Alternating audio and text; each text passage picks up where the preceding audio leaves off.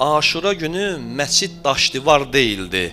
Abdullah kimi səbirli möminlərin sinəsi idi. İbadət etmək üçün, özümüzü xarici təsirlərdən qorumaq üçün nə tikirik? Məscid. Bunu tikmişik. Bax, qalın divarları var. Keçmişdə o məscidimizi tikiblər.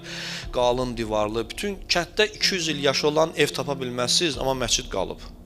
Qalın tikirlər, gözəl tikirlər ki, dağılmasın, cəmaət orada rahat ibadət eləsin. Bayırdan toz, torpaq, daş, duman, yağış, sel, tufan içəridəki namaz qılanlara mane olmasın da, düz.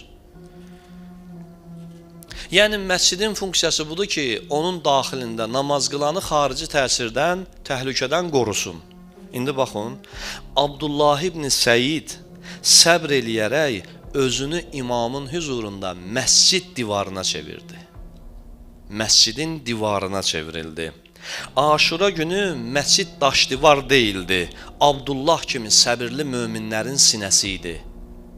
İmam Hüseynin məscidi Abdullahın bədəni idi. Abdullahın sinəsi idi. İnsanın diqqəti bütün varlığı ilə Allahda olanda, səbri bir hədd olur ki, bədəninə dəyən oxun ağrısı da onu qaçmağa məcbur eləyə bilmir. Bu qədər ox yarası aldı, canı ağrıdı, bədəni çoxlu qan itirdi, çöktü, amma bircə kəlmə demədi, mən ağrıyıram axı. Ağa, mən öldüm axı. Ağa, mənim bədənim ağrıdan dayana bilmir axı. Bu sözü demədi, dedi, ya Hüseyin, vəfalı ola bildim sənə. Əksinə, hələ də fikri imamda idi, nigaran idi ki, görəsən, düz iş görə bildim, ağanı yaxşı qoruya bildim. Səmimi etiraf edirəm. Ağanın məclisində burada səmimi etiraf eləmək olur ki, çox şeyləri.